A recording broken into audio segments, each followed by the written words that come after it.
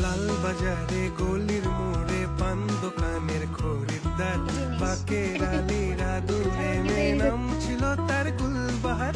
লাল বাজারে গলির মোড়ে পান দোকানের খরিদ্দার,